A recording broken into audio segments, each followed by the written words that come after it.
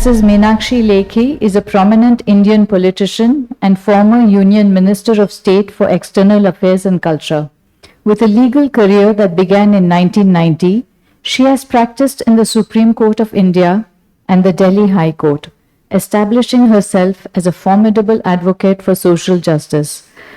Mrs. Lekhi played a vital role in drafting significant legislation, including the Women's Reservation Bill and the Sexual Harassment of Women at Workplace, Prevention, Prohibition and Redressal Bill, the latter of which successfully passed in Parliament.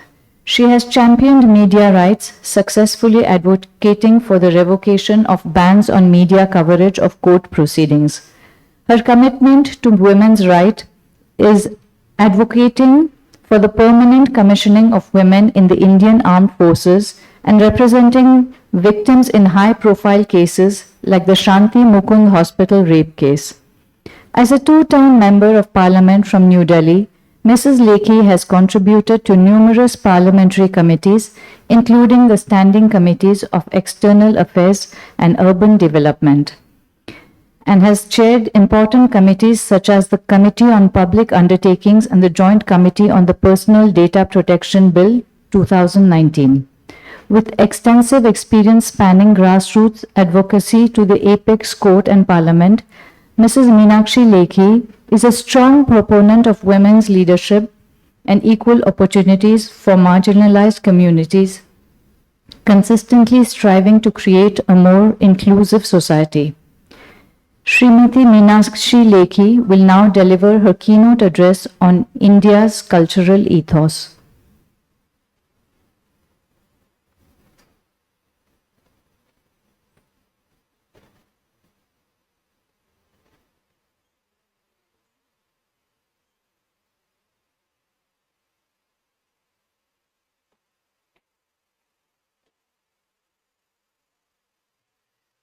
Hi, good morning, everyone. Pleasure and honor being here, especially on a day like this, and the time like this, when India is changing its stance at many places and going back to the original stance that we need to have. And today I'm really not going to talk about the culture of India, because mostly people are only talking about the culture of India. But I'm going to begin by saying the culture of India is the science of India. The culture of science is what India is all about. And unfortunately, we labeled it as soft power, and there's nothing soft about it. It is power, and power at its best, to serve the humanity, to serve the mankind, without being loud. And at a subtle level of existence, this is how this power has operated through the centuries. And whatever science we see today, can you imagine all this was there and started off some 2.5 million years ago, and we are only restarting all that what our ancestors have done in the past, and relearning that because we lost out a whole lot of it. So when we talk about the softer aspects, if I can have the slide over. So look at these pictures. So one will talk about dance, one will talk about these celestial particles. We know that sun has this murti, this statue of Shiva. We have Chanakya, we have Brahmagupta, we have Aryabhat, we have Sanskritam, we have Baulis. Now, how you look at all this, people will talk about dance as a softer form. But imagine a few centuries BC when you got Natya Shastra. So somebody had to write, and in that Natya Shastra, in the shlok, in the meters, you are describing what Natya Shastra involves. So it involves the music, which means the scales. It involves the rhythm, which again means mathematical formulations. It talks about makeup, which means you have the understanding about temperature, what will work and what will not work. You have the knowledge of chemistry, and you have the knowledge of taxonomy, because you understand which plant, which material to be used even for makeup, what will formulate a good lip color and what will work on the skin and taxidermy, then what will cause harm and damage to it. So when you talk about makeup, it's just not makeup which an artist has to do while performing dance performance and all, and invoking the gods, which of course the invocation has shortened, but it still is there, and that continuation for 2.5 million years is what we get to see. And when you look at the Baulis are, we've started talking about water harvesting system now, but water harvesting system way back in the medieval ages and before, when people understood the science of gradients, science of preservation, what material is waterproof and which material is not, is all being discussed. And that's why I say that the culture of India is actually the culture of science, because it invokes thinking, it invokes ideas, and it also invokes a studied manner in which observations need to be made. And not just observations, but those observations need to be based on empirical data, and that empirical data need to be further strengthened by a long period of thesis. And thus, observation, reasoning, empirical data, coming to conclusion. And each one of us, and whole lot before us, were the people who could actually question their own masters, who were allowed to question their own masters, who could question any theorem, who could question any thought without being judged for questioning that. And that is why I call it the culture of India is the culture of science. And unlike many other formulations that we see around, without getting into the religious aspect, but if Bible said the earth is 6,000 years old, you couldn't question that. If Quran said the earth is flat, you could not question that. And not really far back, Galileo was killed for saying that earth is not round, earth is round and not flat. Whereas from Vedic science, from Vedic period to subsequent periods, we all believed that earth is spherical and it's hanging somewhere, and the force of gravity is what the force of gravity. Can I have the controller in my hand? It just helps me focus on now we look at this particular slide. So we look at the bronzes. Of course, this particular bronze, they call it Tribhanga pose of an Indian girl way back 3500 BC or before that. And then you have the other bronze here, you have textiles, you have some manuscript. I'm glad that inscriptions and manuscripts are getting stored and digitized. Just recently this has been undertaken. So these are of course cultural practices. So the practice is the cultural practice, but the science behind it is something we need to understand. So when we look at this statue, this bronze statue, there's a whole lot of metallurgy, and metallurgy 3500 BC, and which means how the mixing of zinc and copper can produce an alloy, how that alloy is a superior metal than the metals themselves individually, from where to extract, how the ore needs to be worked at, and how this finish needs to be brought for the human consumption. So again, going back to my original point, the inscriptions are written. That means you need to understand the material on which inscription is going to be written. You need to understand the force with which the kalam or the pen needs to be made, the material used, the usage of material, the reusage of that material, the type of ink, which again includes a lot of chemistry behind. And unless you understand that chemistry, you cannot produce ink itself. And the mordant nature which can be used to inscribe for making a manuscript. The cloth, which of course it showcases. Uh,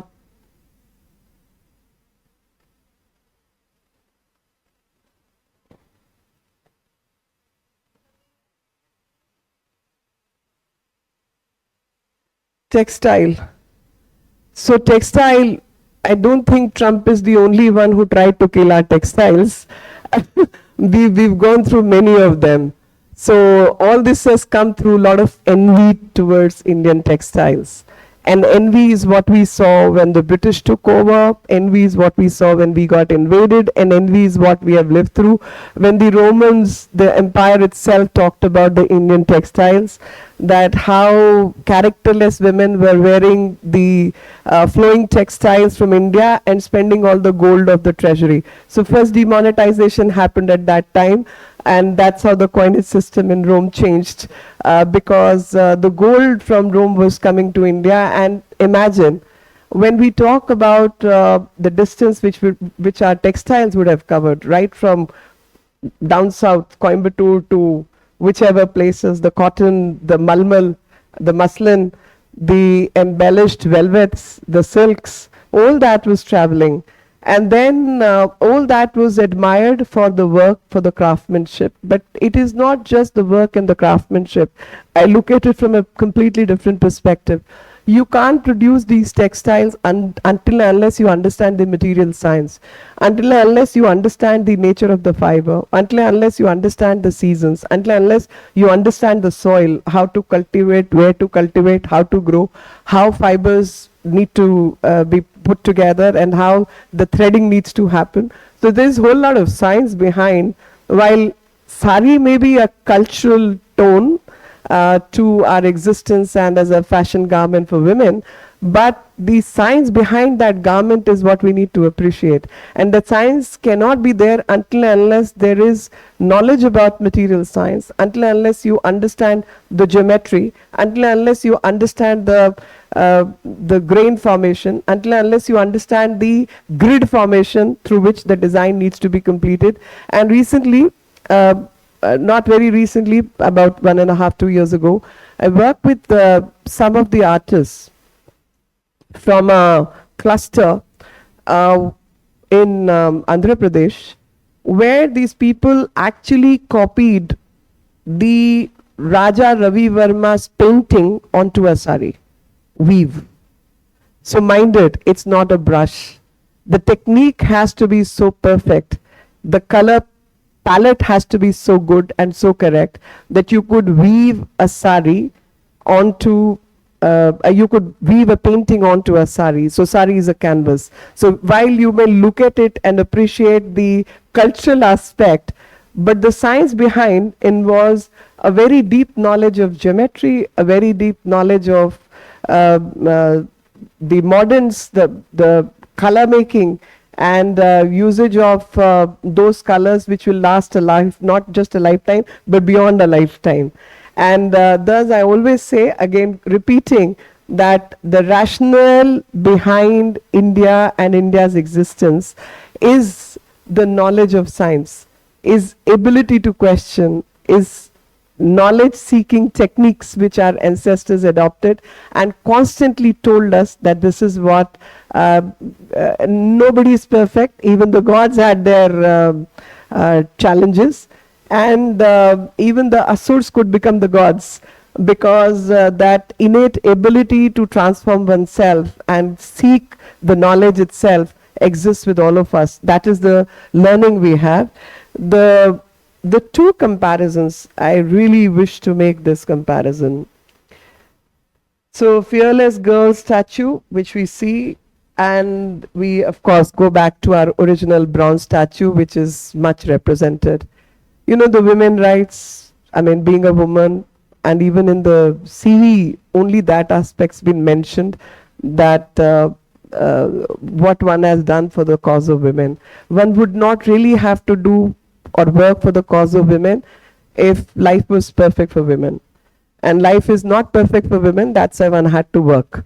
And more or less in Vedic period and post that, the Indian ethos and value system has given us, if there were rishis, which I call my scientists actually, while they were spiritual leaders, they talked about philosophy, but they were they were actually scientists because they were combining their thought process with the practical observation based on empirical data, postulating certain theories. So rishis were actually scientists in today's terminology. Similarly, we had an equivalent which was called rishikas. And the rishikas existed in this country, unlike Marie Curie and others, which is what we are talking about, 20th century. Before that, you really don't get to see and get to hear much about women. In this figure itself, when you look at and compare the two, this figure speaks volumes about Indian ethos, values, and culture system. And the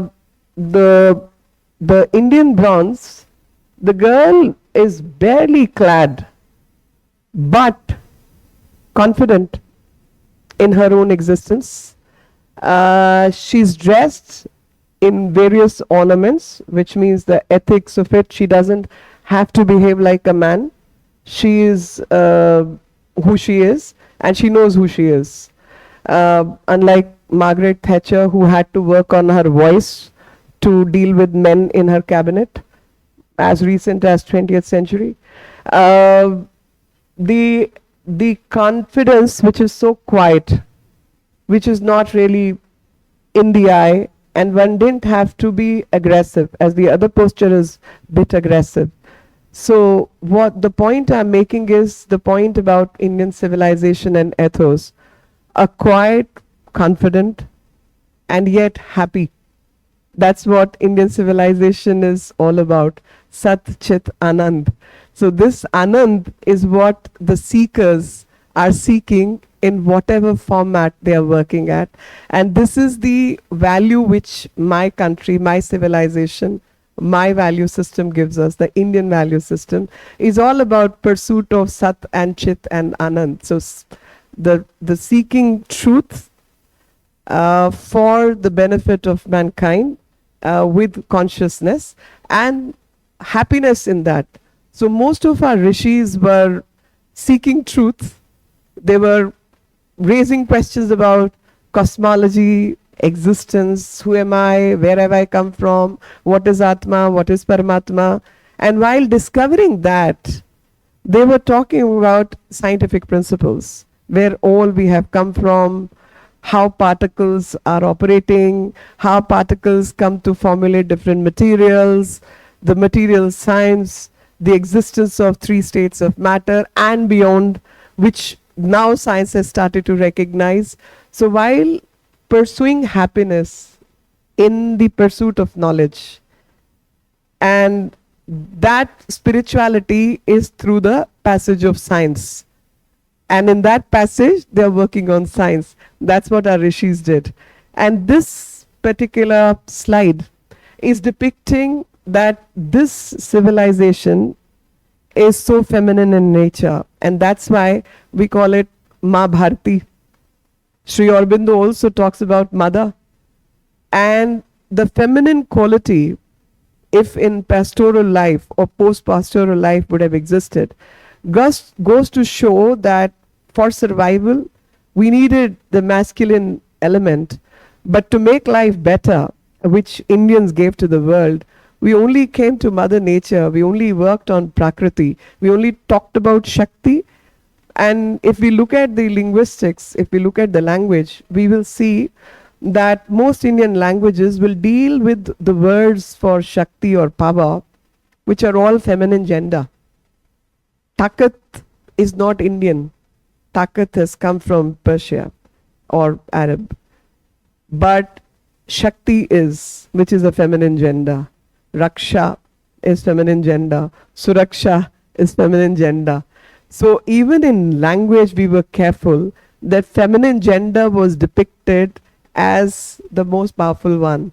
That means the feminine aspect of Prakriti and nature, which is what makes culture or civilization, like how the fashion, the colors, the comforts, the happiness part of it is all feminine. And more civilized a society is, more feminine quality that society will have. If you compare the cultures and if you compare the civilization, some leadership will exhibit complete brute force in conversation, in existence, in wars. This is complete brute force. I'm not saying I'm anti that. That's a question of existence, and you need to apply that. But the more calmer, the more civilized, the more standardized format one starts to live, the more focus on feminine aspects of life comes in. And that's what Indian ethos and civilization is all about. I don't think anywhere in the world, any civilization would have got or dedicated so-called public places or statues. When you commemorate anything, you build statues, you build paintings, you do those things for public consumption. The depiction of women, for example. How many statues pertaining to women exist in any Greek, Roman, or West Asian civilization? As many Devi temples as you will have in just Tamil Nadu. Forget everywhere else. So these are the ways of celebrating, whether we call it Shakti in the form of goddess, or we are ultimately submitting ourselves to the feminine power, the creation, the Prakriti. But the number of dedication to the female force of the world, what you see in India, I don't think anywhere else in the world one can see. And that is what my culture is all about. These are Indian ethos and Indian cultural values. I purposely put this slide up because this is talking about other distillation, solvent, and process control. Now, fragrance again is very feminine aspect, Culturally, you need to smell good because you know the difference between good smell and bad smell. And you know that more cultured you are, bathing is important, smelling decent is important. You don't put people off from your stench. So fragrance, while will be dealt with cultural aspect, but how to make that fragrance is all science. And it's the science of distillation, it's the science of calculation, it's a science of numbers. And in that science of numbers, I came across a slide very recently, which talked about Vedic calculations. The numbers mentioned in Vedas. So can you imagine the biggest numbers which we work today is tetra, and that is 10 to the power 12.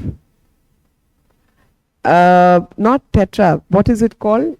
Something with T. 10 to the power 12. Tera. So tera is the biggest number we are dealing with, terabytes and so on and so forth. In Vedic scripture, especially Rig Veda, is talking about number which is 10 to the power 53. That's how big their minds could operate, and that big numbers is what they could deal with. And each number, like 10, 100, 1,000, 10,000, and whenever they performed yagya, these numbers were spoken while doing swaha. This many swaha, this many swaha. So the concept is not just coming from 1st century CE or post, but even the Vedas are talking about numbers, and those numbers are describing how big the numbers in our imagination can be. We deal with tera today, which is 10 to the power 12, but our ancestors dealt with number ranging from 10 to the power 12 up to 53. And not just the bigger numbers. They talked about these numbers in fractions, and that many power 1 upon 10 to the power 53, while talking about diffusion, while talking about fragrance, while calculating how much particle per matter ppm is needed to make one bottle of perfume, and how many drops of that perfume are needed to make fragrance available, say, to this room or to the hotel or onto the road.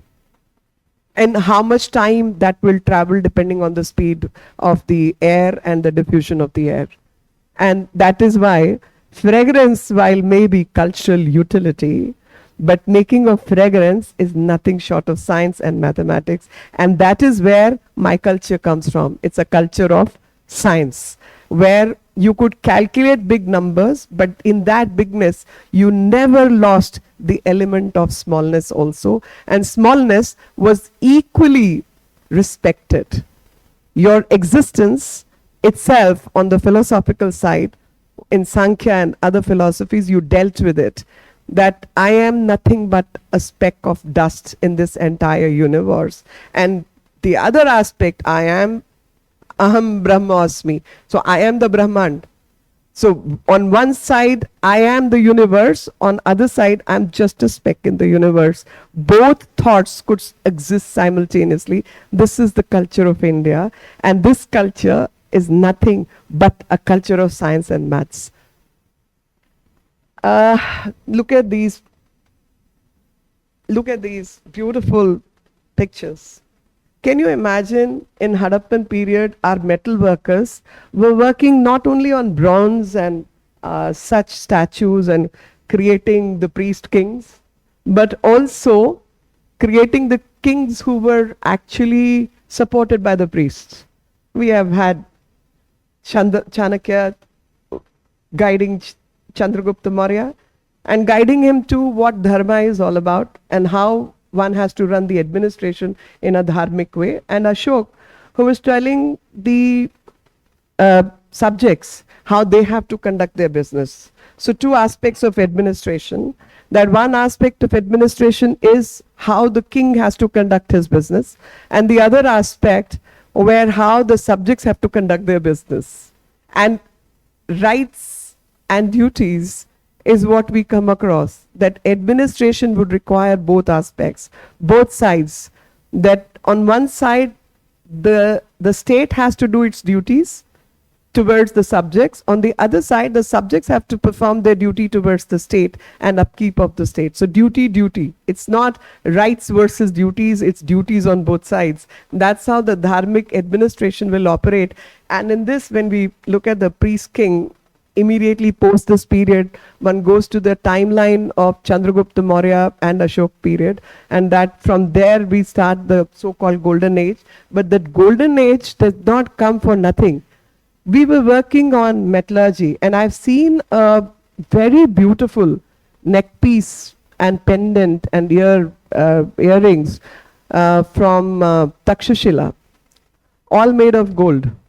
Now imagine, while they were working on the alloys for the production, not everything could be done in gold. They understood the value of gold at that time. So gold was there.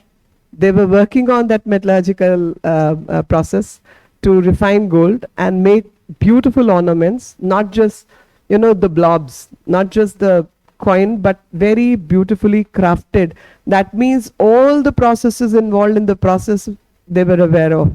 And they could produce such beautiful neck pieces. So they understood hardness, liquid state, solid state, molding them, creating molds, sticking them together, using the wire methodology, soldering. So imagine how many scientific and chemical processes one would have gone through before one would have produced a neck piece in a very fine filigree form, or the big form, or the jadau. We all understand that language. So while jewelry may be the culture aspect, and it was not just gold as a material, very close by Erika Medu, where even today you can find micro beads. And those micro beads is what we were transporting to Indonesia and other such region as a format of trade. So trade and commerce prospered, and India was called the golden bird, Sone ki chidiya for nothing. Going back again, we were ahead of others in science and technology. And that is what made our culture what our culture is all about. Now this is a very, very interesting slide, and I'm going to read out something. So imagine 1 to 100 kilometer in 10 seconds, if that is your driving speed. Can you achieve all that without knowing the decimal system? I purposely placed this that if I were to write 1163, this is how the Roman script would write in the absence of 1 and 0, or the numeral system which Indians gave. You think with this numeral system versus the other numeral system. Tell me, how will we do Digital India? How one would make ISRO work? How one would make NASA work? How would the science and technology of space would be calculated and worked upon if one did not have the numeral system? With this MCLX111, would you be able to do that? Yes or no? Never. Are we credited for this?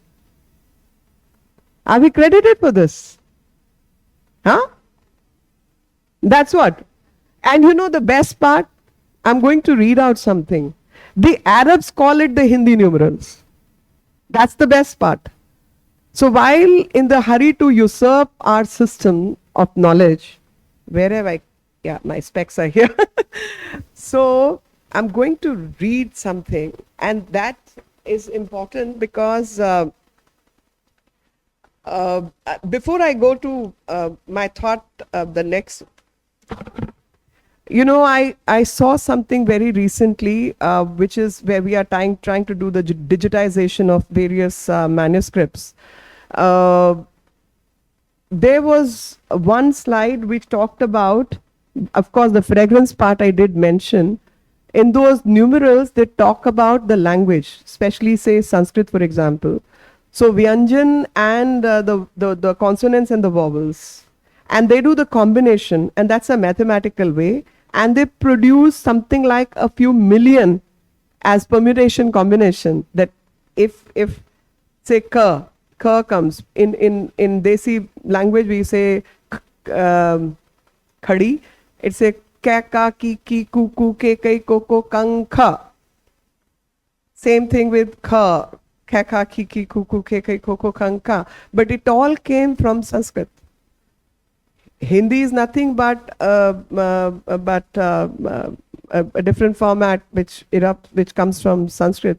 Most of our languages, and then I want to remember Will Durant, who said Bharat, or he didn't use the word Bharat, he used the word India. India is the mother of our race, and Sanskrit is the mother of all our languages.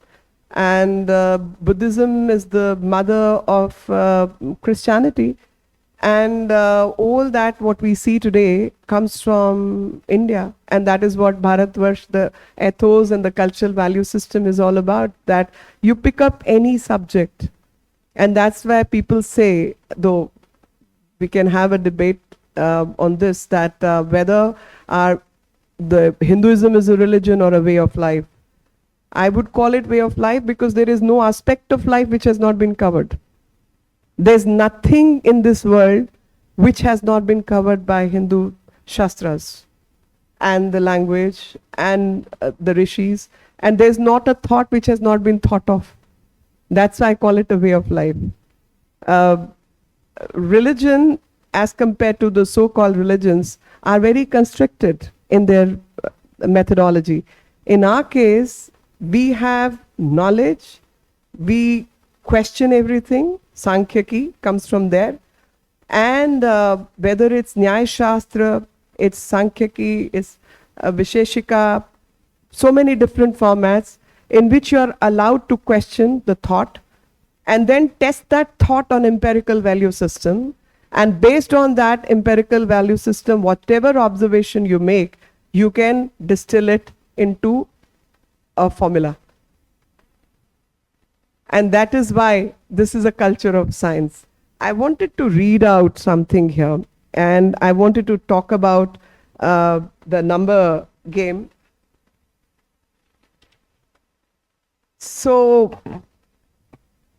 Vega Nimit Visheshat Karmano Jayate, which means there is no change which can happen without the application of force. Vega Nimitta Pekshat Karmano Jayate Niyatik Kriya Prabandh Hetu, which means the change will happen or the motion will take place in the direction of the force applied. Vega Sanyoga Vishesh Virodhi. Wherever you apply the force, there is equal and opposite force in the other direction. Now tell me, what is it? What is it? Huh? Newton's laws of motion, right? But these are not Newton's laws of motion. These are laws of motion which few centuries before Newton was born had already been written. And written in Nyaya Visheshika by Kannan. And what was he doing? He was on the pursuit of truth, knowledge, and seeking happiness in doing what he was doing. And he was my Rishi. And the Rishi was not only on the spiritual quest, but Rishi was on the quest of spirituality, and the way to achieve that spirituality was through science. Because you were questioning existence, you were making observation, and you were distilling that knowledge into the formula. So when Newton said that, look, I'm not the one he did not completely give credit to Hindu thought. But what he said, I have been able to do this by climbing onto the shoulders of other great people before me. And who were those other great people? And who gave that strong shoulder for any civilization to come up the way we have? Who gave that place that satellites could be sent to the space? Who understood the heliocentric system more than us? And that is not now. Heliocentric system, the way calculations need to be made about eclipses, the ritus, the 95-year cycle, all this comes from Vedas and beyond that. Vedas, Puranas, and so on and so forth. Observation, astronomical practices, and not just in India, but I think world over, come from India. Galileo is the biggest example. And not just Galileo, we have plenty of examples. The Romans and the Greeks, who have been given credit, were also the ones who believed Earth was flat. It was only, I think I have that with me. We had Brahmagupta as one of our rishis, sage scientists, who's talking to his daughter Leelavati.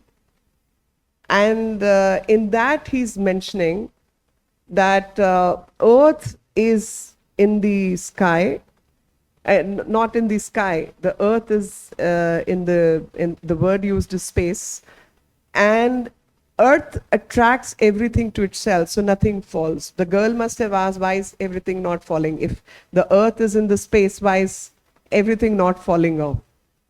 So he's explaining to her that there is a force of gravity through which Earth is attracting everything to itself, and Earth itself is in the space, so it has no place to fall off to. And thus the theory of heliocentric existence, that sun is the center, all the planets are going around, and the distance between the Earth and the moon is this, and moon is closer to the Earth as compared to the sun. And calculating 36,000 kilometers as the circumference of the Earth. What time period are we talking about? Few centuries before Newton, Copernicus, and several others. So from Kannan to Brahmagupta to Aryabhat to, there's a entire line of great sages, some known, some unknown, who would have worked on the science and philosophy. Because philosophy and science were never separate subjects. So philosophy is what did the thinking, and science is what made the observations, and based on those observations and calculations came the distilled part of the immense literature which Indians and Bhartiyas would have created over centuries and created so-called culture, but the culture which is based on science and empirical data. There is, oh, this is my favorite. Sushrut and surgical practices and tools and manuals. Now, what is the time frame we are talking about again? You know, the time frame we are talking about is few century BC. And at that time, he talks about 8 surgical practices. Bhedana, which means incision. Chedana, which means excision. Vyadhana, which means puncturing. Lekhana, which means scraping. Eshana, which is probing. Aharana, which means extraction. Visharana, which means draining the wound or whatever abscess. And Sivan, which means stitching. Now, if there's a doctor in the audience right now, I'll like to raise this question. Is there any, you are there? Are we still not following these 8 practices?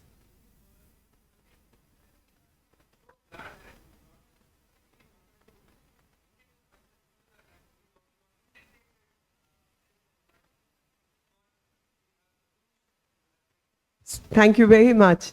So eight techniques which were used at that time are the 8 techniques which our present day doctor is using.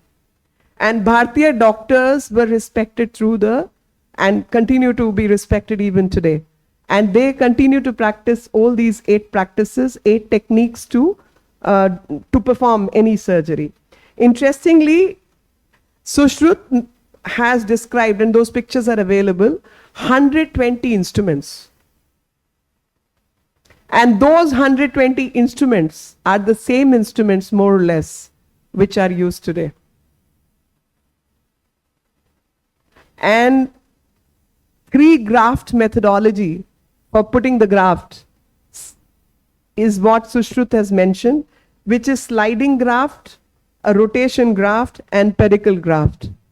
And we have a doctor who will certify that these 3 graft methodologies is what we use today. And we give credit to Hippocrates. Yeah? And we talk about Hippocrates' oaths. Much before Hippocrates was born, what the conduct of a doctor should be is mentioned in Sushrut Samhita. And he talks about, but he puts very tough condition, including brahmacharya. And he says that the doctor or the so-called rishi who's performing the surgery has to be clean, has to have a bath, has to stay away from various things, including meat. No consumption of meat, alcohol, or and follow brahmacharya, stay celibate, and carry no arms. This is what the Sushrut Samhita writes about. And who was Sushrut? Sushrut was son of Vishwamitra and son of Devadas, who was actually the king of Kashi. And normally we say there can be no king in Kashi. The Kashi king is only one, and that is Mahadev. And others are only, the senapatis or rakshak of that area. So they serve in the name of the king. And that is Devadasa. Rhinoplasty is what he did at that time, because a lot of people used to get the punishment of cutting of the nose. And that rhinoplasty is what was done. It mentions about 700 medicinal plants and their qualities. This practice 2.5 million years ago. And most interesting, that Manak was the name of one person who was working in the Persian court, and Harun al-Rashid was the king in whose court he was working in 766 CE, translated the Sushrut Samhita into Persian. And that book was called Kitab Shah Shun al-Hindi. No, this is the Arabic name, but the first name was Kitab-e Sushrut, which was done by Manak, and subsequently this got translated into Arabic and the name became Kitab Shah Slum al-Hindi. So he mentions, the first guy, the Persian fellow mentions Sushrut's name because he calls it Kitab-e-Sushrut, means Sushrut's book. And the other one changed the name by calling it Kitab-e-Shah Shum al-Hindi. But he also gives credit to Hindi, which means it has come from India. This is what Sushrut has done. And we have a present-day doctor who's certifying that we continue to practice what he practiced 2000 BC. And then there is Charak, of course, we all know. And we have Professor Anand also sitting with us, who will certify what I'm going to say, that 70% plus chemicals which we use today for our medicines are all phytochemicals. Right? And talking about plants which never grew in the West. We read a subject of taxonomy which describes plants and their formulations, etc., the variegated leaves, structure, season, everything else. But those plants were not there. They came from this land. How is it taxonomy is there and we don't have? This is called usurpation of knowledge. Because most plants, their qualities, their medicinal values, etc., have been described in Ayurveda. Everybody is willing to recognize Ayurveda today, at least. That inhibition has gone. But Ayurveda is part of Atharveda. How many have told this? Ayurveda comes from Atharveda. It's part of 4 Vedas. So your religion, your culture, is a culture of science. And that science is what has made our sages and carrying on with the various aspects of scientific know-how.